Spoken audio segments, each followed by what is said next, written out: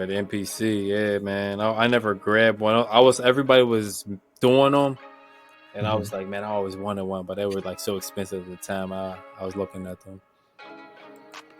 Yeah, but that's how you could tell, like, the period I grew up in, it was touching stuff. You know what I'm saying? Yeah. We had equipment. So it's like now with everything digital, you don't get the same experience. Because like I had to actually go into the record store, get vinyl,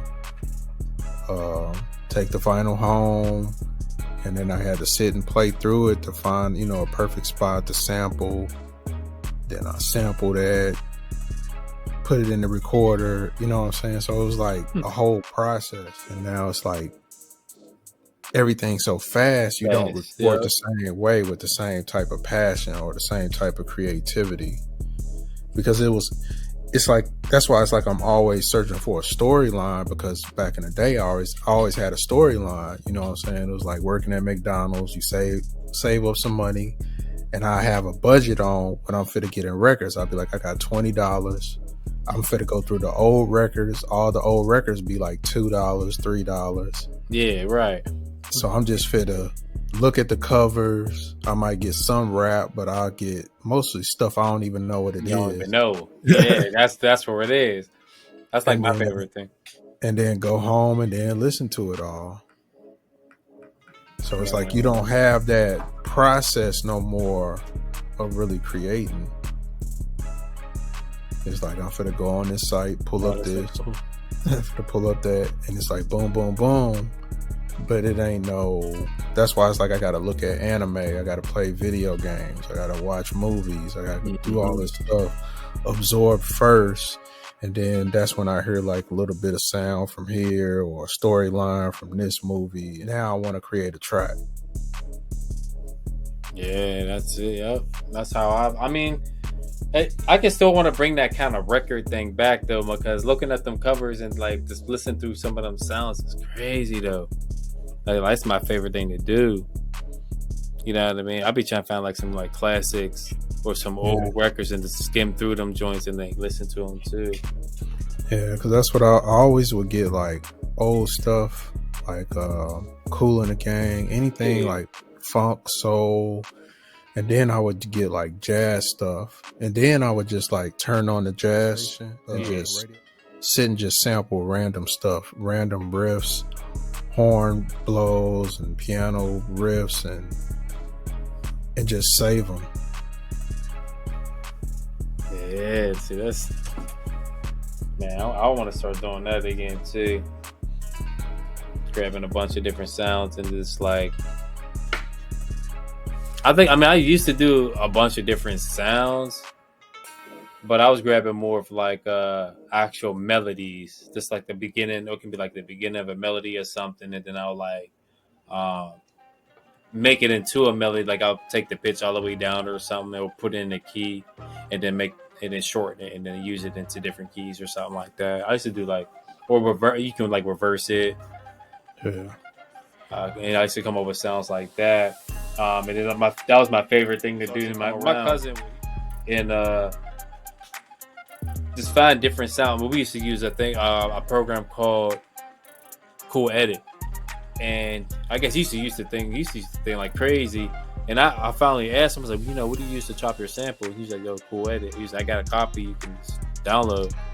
And I ended up having it to be able to start chopping. But he used to send me like things on CDs of little chops of whatever he finds. So like it could be movies, it can be from a show, commercial, small snippet of something, and make me make something out of it.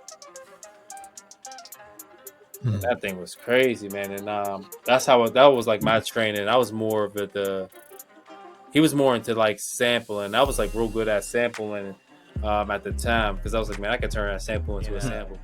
We used to always just do that, and he was like, oh, can you do this one, do this one? I mean, we had times where it's like, man, I can't do that with it. Like, it's just like there's times he would try to push me to do it, and that was the thing, like, oh, could you chop this sample? This is crazy. And I'm thinking like, this ain't the one. Like I can't. Like, you know, because like you only can do so much with so much. And then I'm like, Yeah. oh man, just turn it backwards and do this. And I'm like, it is gonna sound good like that. And then I'm trying to tell him, and he's like pushing me. I was like, man, boy, we could chop something else, and then like I'll come out with like something from scratch. But at the time, man, I used to be so mad about those times, man. I'm like, man, I can't today. Yeah, I need to go back into like a process of going to like discovering music. Yeah. Ain't no way to like discover anything. Because they just throwing stuff in your face and just saying, hey, this a hit, this the new artist. And nobody's doing any, I guess, research, history of music. No. But yeah, I'm trying to come up with something crazy too. Now that like speaking of that, it makes me want to go back and like look through some of those projects too. And that was another thing I never thought of doing, is going back through those projects and seeing, you know, what was made, and it can probably be something. There was one, I think, dang, there was one crazy one that was like my favorite. I think it was called like Blue Friendly. Yeah, I ain't know nothing about FL until like years later, because like that's when I got out of like producing. Was around the time, yeah, like when Pro Tools came out. I was more into the business side of things, and I had stopped producing for years. Okay, so you stopped producing when as soon as like Pro Tools came out. Dang, what was that? That was dang. Yeah, because I learned how to use Pro Tools because I started learning how to like record myself from like the booth. You know, like just hit record, go in the booth and start recording, and go up and again. And I started learning the basis of it.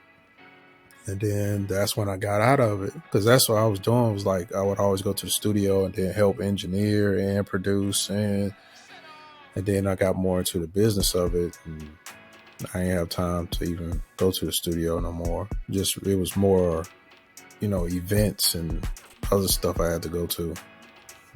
So you was off and on. So first you was like started off making beats, and then you went to like straight to the business side. Yeah, because dang, but that's pretty good, because it's like you went from, you know, so you know the other side, you know, management and things like that. Yeah, because I was still like in studios, but it was more like A&R. But because I had did all those things, it was easier for me to be an A&R, because I can go into the studio, tell them what to chop, what to double, what to do. So it was like it went from producing to executive producing, putting stuff together,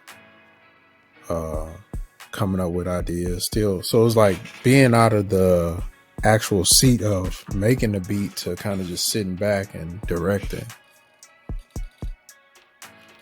So you get to learn the structure of that. Yeah. So, yeah. Because that helps out the dynamic in the room a lot better. It's like I think the artists now, they don't realize that you do need like a group of people, but it's like people that mesh together well. And if they have these certain dynamics, it makes the whole experience so much better. Because it's like if you got a dope producer, you got a dope artist, you got somebody in the room that knows the business, you got somebody that knows how to direct and put it together and do the A&R part, that knows what's a hit, how to put stuff into certain situations. When they're all in the room together, that's a good thing, versus when you're just randomly just doing stuff and you're just making music and you don't know what to do with it. Yeah. And you may think it's trash because you just sitting in there listening to it over and over, versus somebody else that's seasoned that say, nope, keep that. That's going to go over to this file. Okay. So it's like you need that as a music creator. Yeah. Because it's like a lot of times we get tunnel vision just as being a producer. You just sitting there in the studio, you making beats, and you get brain block, and then you don't know what to make, or it's other stuff. You constantly thinking of hits versus just thinking of just making music, period. Yeah. So it's like you need that other person to kind of just say, hey, don't just throw that away, keep that, because that's still valuable, that can be used for this. And then, like I said, somebody that can kind of direct the music. It's like, hey, why don't you put a bridge here? Why don't you put an interlude here? Why don't you do this, to kind of spice it up or kind of build upon it, versus the Just throwing it routine of what away. you. Like, yeah, I get what you're saying. Instead of like, you know what I mean. So old, like same thing with like old stuff too. You know what I mean? Like the things you throw away or just letting it sit around, you can kind of use them for other projects, or you can flip them a different way to fit different projects and things like that. Yeah. Um, and then like say if you so say if you did actually go on and made some content, right? And you go on and how would you be able to like work with film producers and things like that to actually try to, how do you go about like networking with them, you know what I mean, if you had like content to do? If I got content that's out Yeah. that I can pretty much showcase and use as my calling card or my networking card, you just keep networking till you find the right people that got the right energy with you, and what you want to do. Because you're always going to find people that listens to the type of music you create. So those are the type of other creators you want to be around: writers, film producers, and that's how you got to network. It's like you can be on LinkedIn. If you make a certain type of music, you go to certain type of events, you have a certain lifestyle, you look for other people, you network with them, and they might be in a totally different business than you. So this is how you get to networking. You got to be able to do a little research in what you do. Okay. You know what I'm saying? Study your own lifestyle.